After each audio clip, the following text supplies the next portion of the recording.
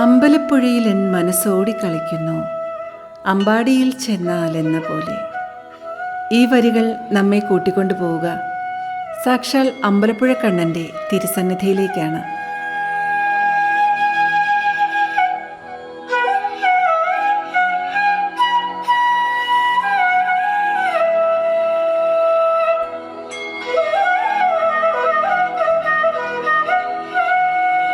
ഭക്തിയുടെ പരകോടിയിൽ നിൽക്കുമ്പോഴും നാവിൻ തുമ്പിൽ രുചിയുടെ ഓർമ്മകൾ തളം കെട്ടിക്കിടക്കുന്ന ദേവസ്ഥാനം അമ്പലപ്പുഴ ശ്രീകൃഷ്ണസ്വാമി ക്ഷേത്രം.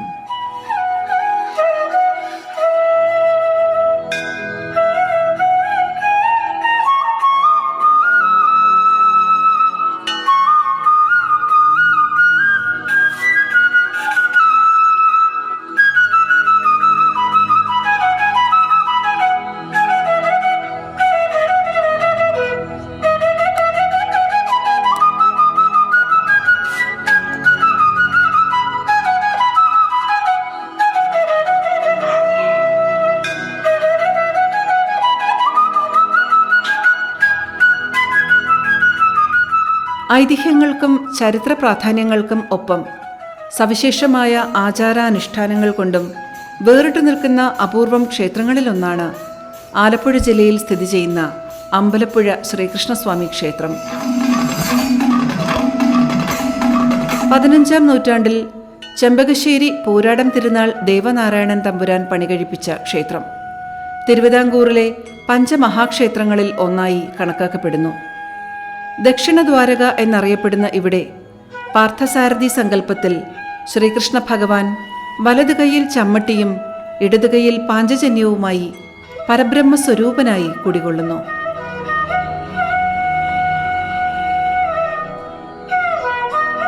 രഥത്തിന്റെ മാതൃകയിൽ നിർമ്മിച്ച ക്ഷേത്രത്തിനുള്ളിൽ കിഴക്ക് ദർശനമായി നിൽക്കുന്ന രീതിയിലാണ് ദേവപ്രതിഷ്ഠ.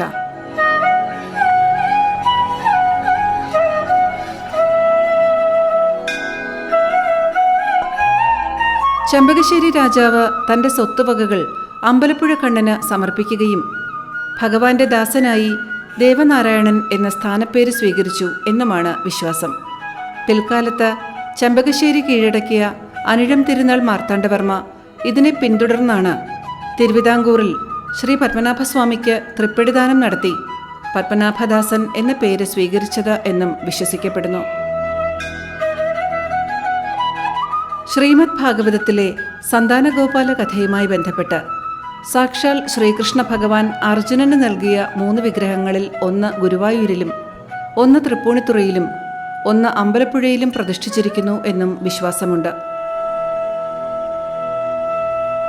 താന്ത്രിക വിധിപ്രകാരം 2 തന്ത്രി അവകാശം നിലനിൽക്കുന്ന അമ്പലപ്പുഴ ശ്രീകൃഷ്ണസ്വാമി ക്ഷേത്രത്തെ ചുറ്റിപ്പറ്റി ഐതിഹ്യങ്ങൾ നിരവധിയുണ്ടെങ്കിലും ചെമ്പകശ്ശേരി തമ്പുരാനും വില്ലുമംഗലത്ത് സ്വാമിയാരുമായി ബന്ധപ്പെട്ട കഥകളാണ് ഏറെ പ്രചാരത്തിലുള്ളത്.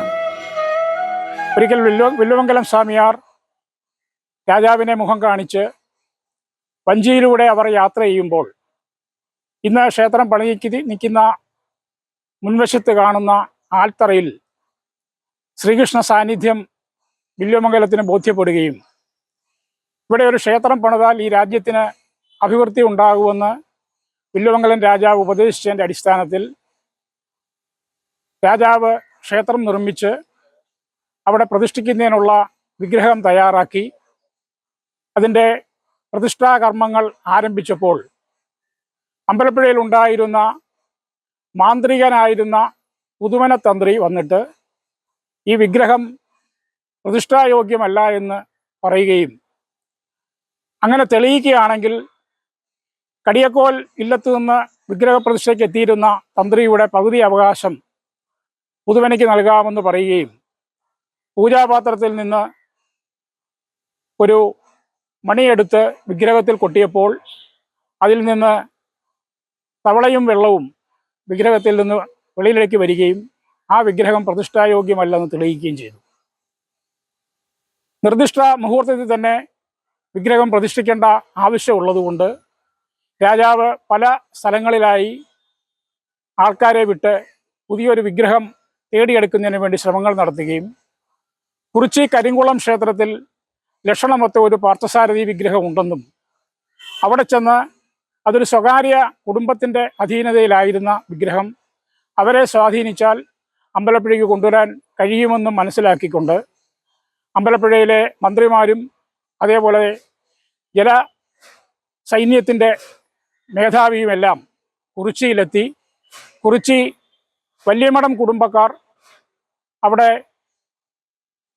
സംരക്ഷിച്ചിരുന്ന പാർത്ഥസാരഥി വിഗ്രഹം, ഇത് കരിങ്കുളം ക്ഷേത്രമെന്നാണ് അറിയപ്പെട്ടിരുന്നത്. ആ കുറിച്ചി കരിങ്കുളം ക്ഷേത്രത്തിൽ അവരാരാധിച്ചുകൊണ്ടിരുന്ന വിഗ്രഹം അവരെ സ്വാധീനിച്ച് അമ്പലപ്പുഴയ്ക്ക് കൊണ്ടുവരികയും ചെയ്തു. ആ വിഗ്രഹം ചമ്പക്കുളത്തെത്തിയപ്പോൾ പ്രതിനിധികളും രാജാക്കന്മാരും എല്ലാം അവിടെ ചെന്ന് ആ വിഗ്രഹം കണ്ട മൂലക്കാഴ്ചയെ അനുസ്മരിപ്പിക്കുന്ന ചമ്പക്കുളം മൂലക്കാഴ്ച അല്ലെങ്കിൽ ചമ്പക്കുളം വള്ളംകളിയായി മാറി. ഇപ്പോൾ എല്ലാ വർഷവും മിഥുനമാസത്തിലെ മൂലം നാളിൽ കേരളത്തിലെ ജലോത്സവങ്ങൾക്ക് തുടക്കം കുറിച്ചുകൊണ്ടുള്ള ചമ്പക്കുളം മൂലം വള്ളംകളി ആർഭാടമായി ഇന്ന് നടന്നു വരുന്നുണ്ട്.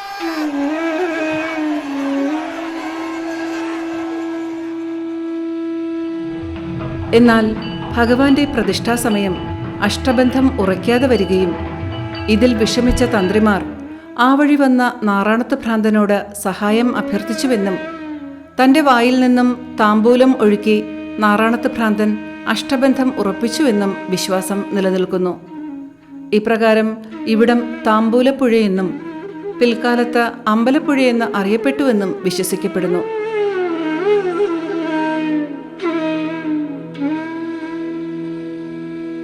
ഇവിടെ അമ്പലപ്പുഴ കണ്ണനോളം ഖ്യാതി നേടിയ മറ്റൊന്നുകൂടിയുണ്ട്. അതെ, അതുതന്നെ ഇപ്പോൾ നിങ്ങളുടെ മനസ്സിൽ കൊതി നിറച്ചെത്തിയ അതേ അമ്പലപ്പുഴ പാൽപ്പായസത്തിൻ്റെ കാര്യം തന്നെ. അമ്പലപ്പുഴ കണ്ണൻ്റെ നിവേദ്യം. ഈ ഗോപാല കഷായത്തിൻ്റെ മധുരം നുകരാത്തവർ കാണില്ല എന്ന് തന്നെ പറയേണ്ടി വരും. ഭുവനപ്രസിദ്ധ നൈവേദ്യമായ അമ്പലപ്പുഴ പാൽപ്പായസത്തിൻ്റെ നിറം ചെമ്പകപ്പൂവിൻ്റെ നിറമാണ്.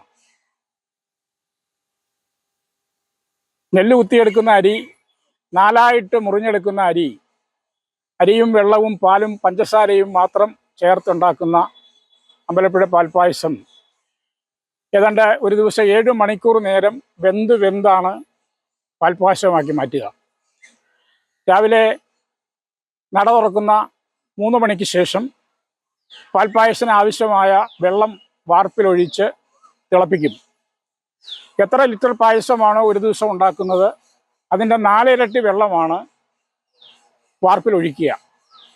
അത് മണിക്കിണറ്റിലെ വെള്ളവും പായസപ്പുരയോട് ചേർന്നുള്ള കിണറ്റിലെ വെള്ളവും ചേർത്ത് സമസമം എടുത്താണ് അതിനാവശ്യമായ വെള്ളം ഉപയോഗിക്കുക. വെള്ളം കിടന്ന് തിളച്ച് വറ്റി 7 മണിയാകുമ്പോൾ അതിനാവശ്യമായ പാല് അതിലൊഴിച്ച് പാലും വെള്ളവും കൂടി കിടന്ന് വെന്ത് ഏതാണ്ട് 11 മണിയോടുകൂടിയാണ് അതിനാവശ്യമായ അരി ചേർത്ത് വെന്ത് പഞ്ചസാര ചേർത്ത് ഇറക്കി വെച്ച് ദേവന് നിവേദിക്കുന്നത്. ഇങ്ങനെ പാലും വെള്ളവും കൂടി കിടന്ന് കഷായം വേകുന്നത് പോലെ വേകുന്നത് കൊണ്ട് അമ്പലപ്പുഴ പാൽപ്പായസത്തിന് ഗോപാല കഷായം എന്നൊരു പേര് തന്നെയുണ്ട്. ആ ഗോപാല കഷായം എന്നുള്ള പേര് വരാൻ കാരണം തന്നെ അതൊരു ഔഷധമായതുകൊണ്ടാണ്. ചെമ്പകശ്ശേരി കീഴടക്കിയതിന് ശേഷം മാർത്താണ്ഡവർമ്മ അമ്പലപ്പുഴ പാൽപ്പായസം ഉണ്ടാക്കുന്നതിന് വേണ്ടി തിരുവനന്തപുരത്ത് ഇതിനാവശ്യമായ സംവിധാനങ്ങൾ ഒരുക്കി. പായസം വെക്കുന്ന ആൾക്കാരെ ഇവിടുന്ന് കൊണ്ടുപോയി എത്രയാണോ ഇവിടെ എടുക്കുന്ന രീതിയിലുള്ള അരിയും പഞ്ചസാരയും പാലും എല്ലാം അവിടെ തയ്യാറാക്കിയെങ്കിൽ തന്നെയും അവിടെ എല്ലാ സന്നാഹങ്ങളും കൂടി അമ്പലപ്പുഴ പാൽപ്പായസം ഉണ്ടാക്കിയെങ്കിലും അമ്പലപ്പുഴയിൽ ഉണ്ടാക്കുന്ന സ്വാദോ അമ്പലപ്പുഴയിൽ ഉണ്ടാക്കുന്ന പായസത്തിൻ്റെ നിറമോ മാർത്താണ്ഡവർമ്മയ്ക്ക് അവിടെ അനുഭവപ്പെടാൻ സാധിച്ചില്ല. കാരണം അമ്പലപ്പുഴയിലെ പായസത്തിന് ഉപയോഗിക്കുന്ന വെള്ളം, മണിക്കിണറിലെ വെള്ളത്തിനുള്ള പ്രാധാന്യം, പായസപ്പുരയോട് ചേർന്നുള്ള കിണറ്റിലെ പ്രാധാന്യം, ആ പ്രാധാന്യവും ഒരുപക്ഷെ അത് തയ്യാറാക്കുന്ന അടുപ്പിലെ അടുപ്പുകല്ലിന് വരെയുള്ള പ്രത്യേകത കൊണ്ടാകാം മാർത്താണ്ഡവർമ്മയ്ക്ക് അമ്പലപ്പുഴയിലെ ആൾക്കാരെ എല്ലാം കൊണ്ടുപോയി അവിടെ പായസം ഉണ്ടാക്കിയെങ്കിലും ആ പാൽപ്പായസത്തിൻ്റെ മാധുര്യമോ ആ പാൽപ്പായസത്തിൻ്റെ നിറമോ അവിടെ നേടിയെടുക്കാൻ അതിന് കഴിഞ്ഞില്ല.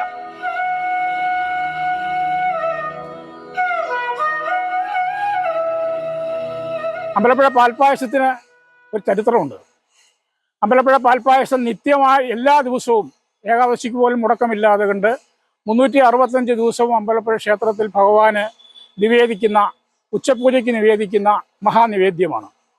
ഒരിക്കൽ ചെമ്പകശ്ശേരി രാജാവ് തൻ്റെ സൈന്യബലം പരിശോധിക്കുന്നതിനായി തലവടി പ്രദേശത്ത് പോയി താമസിക്കുകയും തലവടിയിലെ പട്ടവന ഇല്ലമെന്ന് പറയുന്ന ഇല്ലത്തെ തിരുവേനിയുമായി ചതുരംഗം കളിക്കുന്ന അവസരത്തിൽ അമ്പലപ്പുഴ പ്രദേശത്ത് വെട്ടുകിളികളുടെ ശല്യം മൂലം കൃഷി ഇറക്കുന്നതിന് വിത്തില്ലാതെ വന്ന സാഹചര്യത്തിൽ 5000 പറ നെല്ല് അദ്ദേഹത്തിൽ നിന്ന് കടം വാങ്ങുകയും ചെയ്തു. അടുത്ത കൃഷി കഴിയുമ്പോൾ ഈ നെല്ല് തിരിച്ചു കൊടുത്തുകൊള്ളാമെന്ന കണ്ടീഷനിലാണ് അദ്ദേഹം ആ നെല്ല് കടം വാങ്ങുന്നത്. പക്ഷേ വർഷങ്ങൾ കഴിഞ്ഞിട്ടും മന്ത്രി ഈ നെല്ല് തിരികെ കൊടുത്തില്ല. തലവടി പ്രദേശത്ത് വിത്തില്ലാതെ വന്ന സാഹചര്യത്തിൽ ആ തിരുമേനി ഇവിടെ വന്ന് ഉച്ചപ്പുഴയ്ക്ക് അകത്തേക്ക് പോകാൻ നിന്നിരുന്ന രാജാവിനെ തടഞ്ഞു നിർത്തിക്കൊണ്ട് ദേവനാണ് എന്നിൽ നിന്ന് വാങ്ങിയ നെല്ല് തിരികെ തരാതെ കണ്ട് അങ്ങ് ദർശനത്തിന് പോകരുത് എന്ന് പറയുകയും ചെയ്തു. അപ്പോഴാണ് രാജാവിന് ബോധ്യമാകുന്നത് ഈ നെല്ല് തിരികെ കൊടുത്തിട്ടില്ല എന്ന്. മന്ത്രിയെ വിളിച്ച് നെല്ല് തിരികെ കൊടുക്കാനുള്ള ഏർപ്പാടുകൾ ചെയ്യുകയും നാട്ടിലുള്ള എല്ലാ പത്തായങ്ങളിലും കിടന്ന നെല്ല് കൊണ്ടുവന്ന് കിഴക്കേ ആനക്കൊട്ടിലിൽ കൂട്ടിയിട്ട് ഉച്ചപ്പൂജയ്ക്ക് മുമ്പായി അങ്ങ് ഈ നെല്ല് അളന്നുകൊണ്ട് പോകണം എന്നവരോട് പറയുകയും ചെയ്തു. പക്ഷെ ഒരു കാര്യം കൂടെ ചെയ്തു. നാട്ടിലുള്ള തൊഴിലാളികളാരും വള്ളമോ അല്ലെങ്കിൽ മറ്റ് സഹായങ്ങളോ ഈ തിരുമേനിക്ക് നൽകരുതെന്ന് വിലക്കുകയും ചെയ്തു. അധിക സമയമില്ലാത്തത് കൊണ്ട് ആ സമയത്തിനുള്ളിൽ നെല്ലെടുത്തുകൊണ്ട് പോകാൻ പ്രയാസപ്പെട്ട തിരുമേനി അതിൽ നിന്ന് 3 പിടി നെല്ല് വാരി തിരുനടയിൽ സമർപ്പിച്ചിട്ട് ഇതിൻ്റെ പലിശ കൊണ്ട് ദിവസവും ഭഗവാന് പാൽപ്പായസം നിവേദിക്കണം, ഞാൻ ഈ നെല്ല് ഉപേക്ഷിച്ചു പോവുകയാണെന്ന് പറഞ്ഞ് സങ്കടത്തോടുകൂടി ഇവിടുന്ന് പോവുകയും ആ തിരുമേനിയുടെ പട്ടമന തിരുമേനിയുടെ നെല്ലിൻ്റെ പലിശ കൊണ്ടാണ് എല്ലാ ദിവസവും ഭഗവാൻ ഇന്നും പാൽപ്പായസം നിവേദിക്കുന്നത്.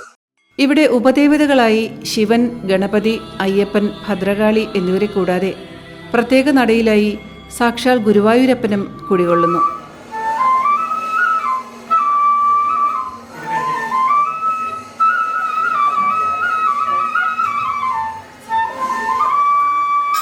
ഈ ഗുരുവായൂരപ്പൻ നടയുമായി ബന്ധപ്പെട്ട് ചരിത്രപരവും ഐതിഹ്യപരവുമായ സങ്കല്പങ്ങൾ നിലനിൽക്കുന്നു.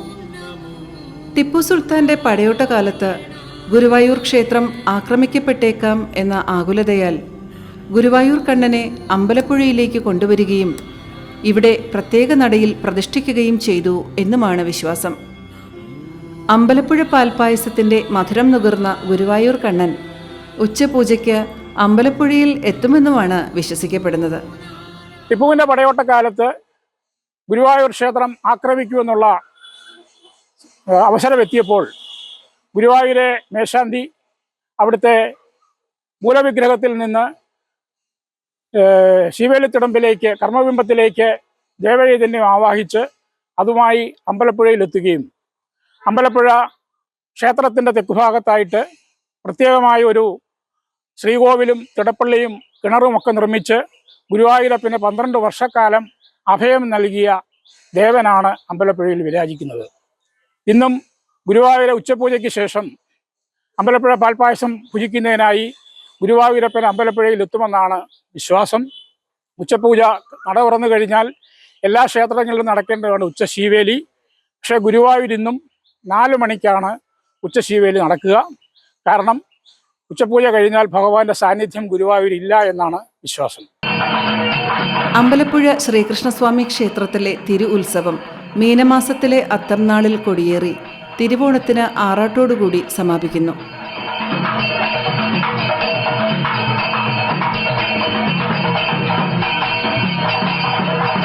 ആചാരാനുഷ്ഠാനങ്ങൾ കൊണ്ട് സമൃദ്ധമാണ് അമ്പലപ്പുഴ ശ്രീകൃഷ്ണസ്വാമി ക്ഷേത്രത്തിലെ തിരു ഉത്സവം. തിരുവുത്സവം തൊട്ട് അതിന്റെ മുന്നോടിയായിട്ടുള്ള ചടങ്ങ് എന്ന് പറയുന്ന വിവിധ കരകളിലെ സമുദായ അടിസ്ഥാനത്തിൽ ഇന്നും അത് കൊണ്ടു നടക്കുന്നു. ക്ഷേത്ര ഉത്സവത്തിന് മുമ്പായിട്ട് അതേ സമുദായത്തിന്റെ വീട്ടിൽ നിന്നും വാദ്യമേളങ്ങളുടെ ഘോഷയാത്രയോടുകൂടി ഇന്നും കൊടിക്കയർ അവിടെ നിന്നുമാണ് എത്തുന്നത്. ഒന്നാം ഉത്സവ രാശി നോക്കുന്ന തച്ചന്മാരാണ്. അത് കഴിഞ്ഞ് 7ാം ഉത്സവം തകഴി ശ്രീധർമ്മശാസ്ത്ര ക്ഷേത്രത്തിൽ നിന്നും കൊടവരവ്. ആ കൊടയാണ് 7ാം ഉത്സവത്തിന്റെ ആനപ്പുറത്ത് കയറ്റുന്ന കൊട. അതിനുശേഷം 8ാം ഉത്സവം നാടകശാലസത്തേക്കുള്ള വിഭവങ്ങൾ പപ്പടം അടക്കം എടുക്കുന്ന കുട്ടകൾ അഞ്ഞിലിക്കാവ് ക്ഷേത്രത്തിൽ നിന്നും വേലായുധന്റെ നേതൃത്വത്തിൽ എല്ലാം മേളങ്ങളോടെ ഇവിടെ എത്തിച്ചേരും. 9ാം ഉത്സവം വൈകിട്ട് ഇവിടെ ആദ്യം ഭൂമി നമുക്ക് നൽകിയ അമ്പനാട്ട് മണിക്കന്റെ നേതൃത്വത്തിൽ മധുവും കൊണ്ട് വാദ്യമേളങ്ങളുടെ അകമ്പടിയോടുകൂടി ഇവിടെ എത്തിച്ചേരുന്നതാണ്. ഈ സ്വീകരണങ്ങളെ എല്ലാം വളരെ സന്തോഷത്തോടുകൂടി ക്ഷേത്ര ഉപദേശ സമിതിയും അഡ്മിനിസ്ട്രേറ്റീവ് ഓഫീസറും ക്ഷേത്ര ജീവനക്കാരും ഉപദേശ സമിതി അംഗങ്ങളും എല്ലാം ചേർന്ന് വളരെ സന്തോഷത്തോടുകൂടി സ്വീകരിക്കുന്ന ചടങ്ങാണ് ഇവിടെ നിൽക്കുന്നത്.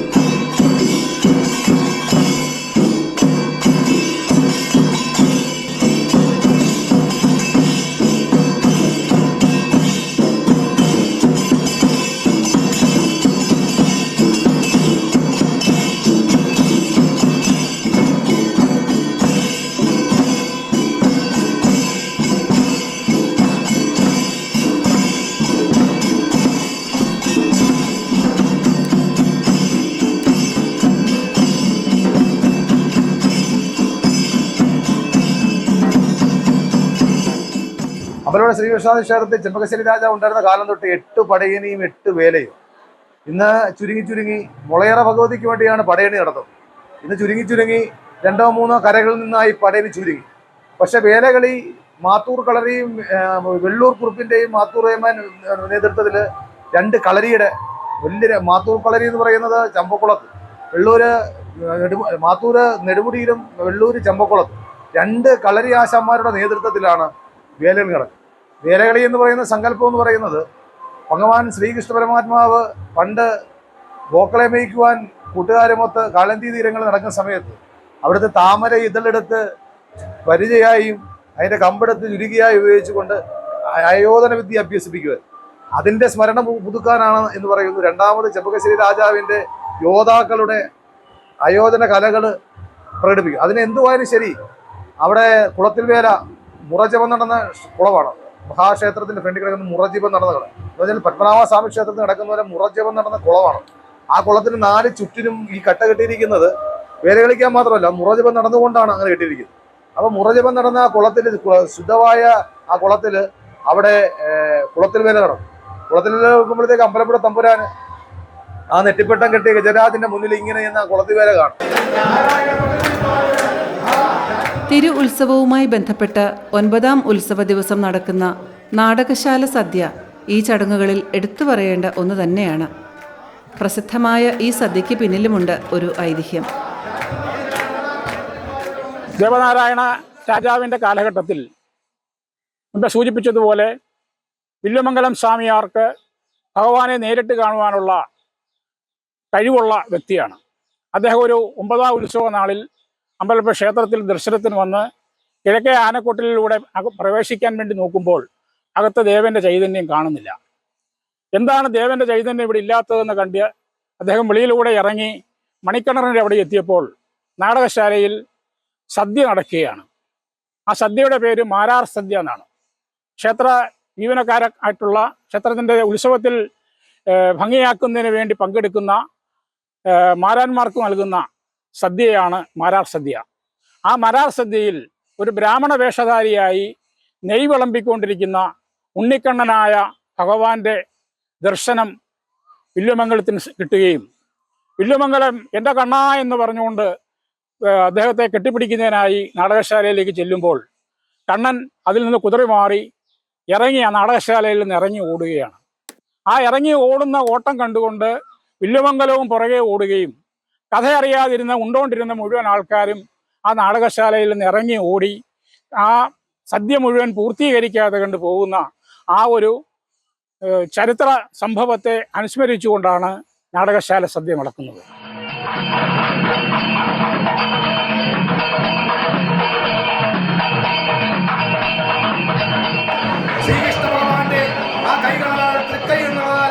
നെയ് വിളമ്പുന്ന ആ പുണ്യമായ ആ സദ്യയുടെ സ്മരണ പുതുക്കുന്ന ഈ ചരിത്ര പ്രസിദ്ധമായ നാടകശാല സദ്യയിൽ നിങ്ങൾ കയറിയിരുന്ന ആ ഭക്ഷണം മുഴുവൻ കഴിക്കണം. ഒരു ഭക്ഷണം എല്ലാ വിഭവങ്ങളും വിളമ്പി, ആദ്യം പരിപ്പ്, നെയ്യ്, സാമ്പാർ, പുളിശ്ശേരി, മോര്. നാടകശാല സദ്യയിൽ എല്ലാ വിഭവങ്ങളും വിളമ്പി. 4 കൂട്ടം അച്ചാറ്, 8 കൂട്ടം ഉപ്പേരി, തോരൻ, നവിയല്, അങ്ങനെയുള്ള 16 കൂട്ടം കറികൾ, 5 കൂട്ടം പായസം, പഴം, പപ്പടം തുടങ്ങി എല്ലാ വിഭവങ്ങളും വിളമ്പി ഉണ്ട്. മോര് വിളമ്പുന്നതിന് മുമ്പായി തന്നെ അവരെഴുന്നേറ്റ് ആ സന്തോഷം പങ്കിട്ടുകൊണ്ട് ഇറങ്ങി ഓടുകയും അതിനുശേഷം വഞ്ചിപ്പാട്ട് പാടി മുത്തംകുളത്തിൽ പോയി ശരീരശുദ്ധി വരുത്തി തിരിച്ച് പോലീസ് ഉദ്യോഗസ്ഥന്മാരുടെയും അതേപോലെ തന്നെ ദേവസ്വം അധികാരികളുടെ കയ്യിൽ നിന്ന് പണക്കിഴിയും പഴക്കുലയും ഏറ്റുവാങ്ങി തിരുനടയിലെത്തി വഞ്ചിപ്പാട്ട് പാടി അവസാനിക്കുന്നതോടുകൂടിയാണ് നാടകശാല സദ്യയ്ക്ക് അവസാനമാകുക.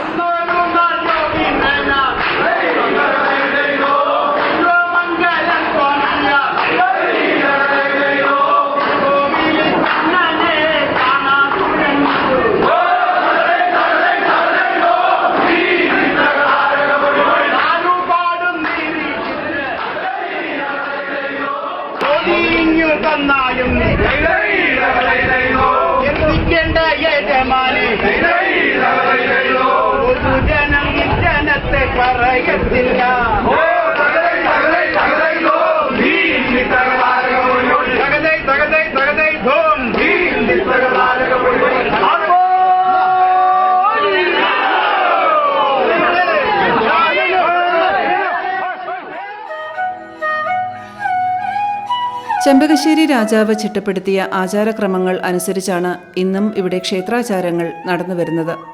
പൂജാവിധികൾക്കൊപ്പം വിഖ്യാതരായ ഒട്ടനവധി കലാകാരന്മാരുടെയും സാഹിത്യകാരന്മാരുടെയും പാദസ്പർശമേറ്റ മണ്ണുകൂടിയാണ് ഇവിടം.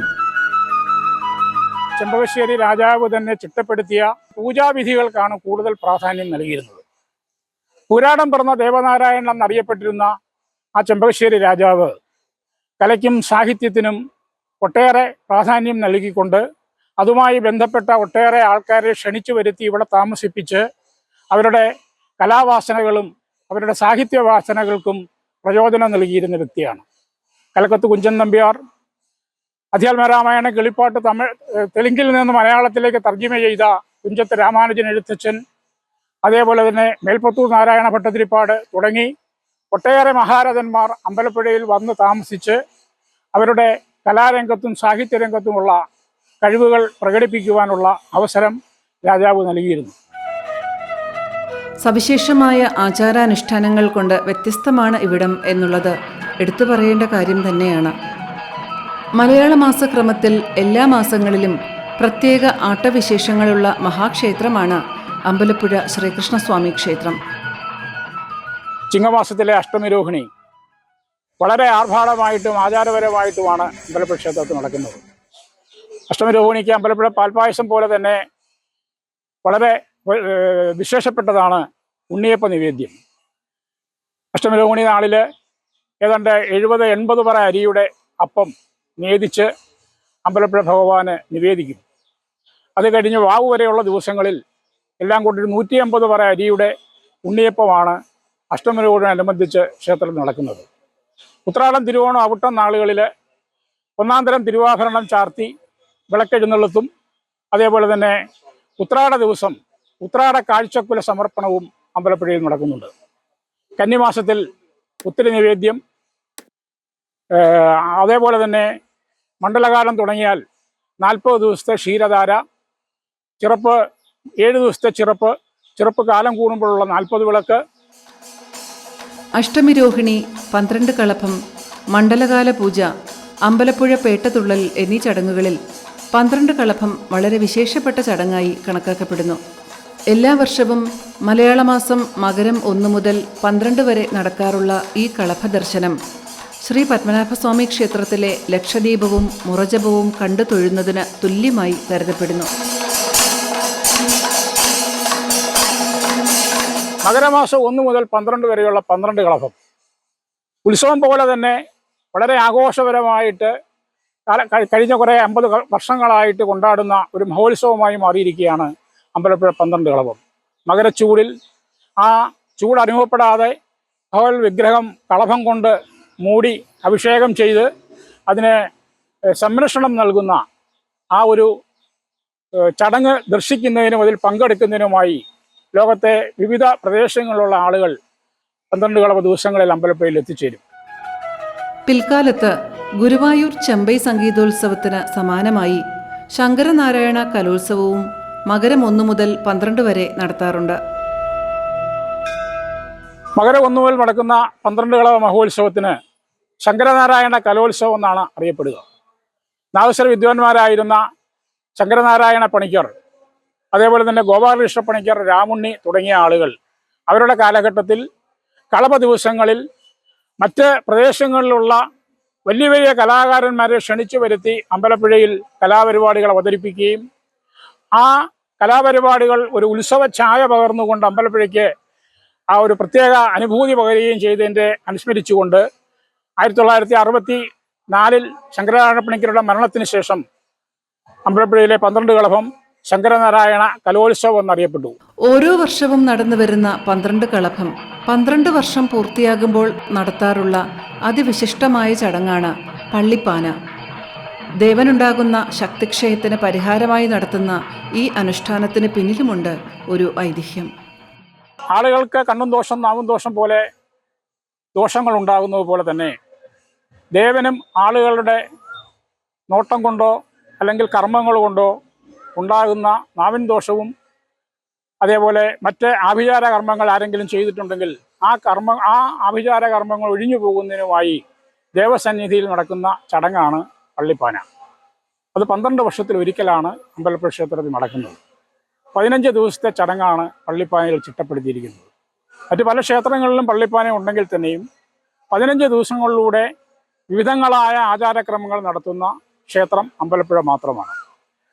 പള്ളിപ്പാനയിലെ മുഖ്യമായ കർമ്മികൾ വേല സമുദായത്തിൽപ്പെട്ട വേലന്മാരാണ്. അതിനൊരു ചരിത്രമുണ്ട്. മഹാവിഷ്ണു തൻ്റെ ബഹുകാര്യ കർമ്മങ്ങൾ കൊണ്ട് ആലസ്യത്തിലായി പോവുകയും ആലസ്യത്തിലായി പോയ മഹാവിഷ്ണുവിനെ ഉണർത്തുന്നതിന് വേണ്ടി സുബ്രഹ്മണ്യസ്വാമി നിർദ്ദേശിച്ചതാണ് പള്ളിപ്പാനയെന്നും ആ പള്ളിപ്പാനയിൽ വേലനായി പരമശിവനും വേലത്തിയായി ശ്രീപാർവതിയും അവതരിച്ചു വന്ന് ദേവൻ്റെ ഈതിബാധകൾ ഒഴിഞ്ഞു മാറ്റി ദേവനെ ചൈതന്യവിഷ്ടമാക്കുന്നതിനുള്ള കർമ്മങ്ങൾ നടന്നുവെന്നും ആ കർമ്മങ്ങളെ അനുസ്മരിച്ചുകൊണ്ടുള്ള ചടങ്ങുകളാണ് പള്ളിപ്പാനയെന്നുമാണ് വിശ്വാസം. പള്ളിപ്പാനയിൽ വേലസമുദായം കൂടാതെ കണ്ട് മറ്റുള്ള പിന്നോക്ക സമുദായത്തിൽപ്പെടുന്ന ഒട്ടേറെ ആളുകൾ ആ ചടങ്ങുകളുമായി ബന്ധപ്പെടുന്നുണ്ട്.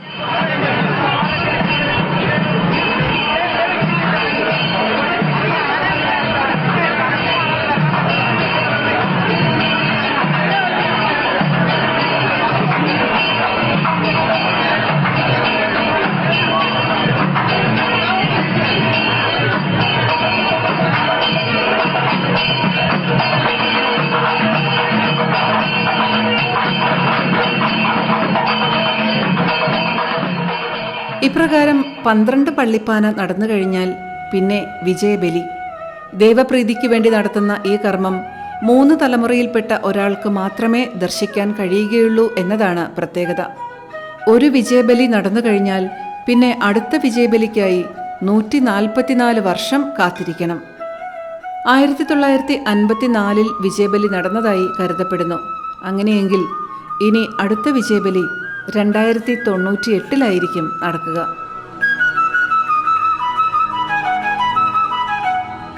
ഏതൊരു ഭക്തൻ ശ്രീകൃഷ്ണ ഭക്തിയിൽ ലയിക്കുന്നുവോ അവന് സാധ്യമാകാത്തതായി ഒന്നും തന്നെ ഉണ്ടാവുകയില്ല.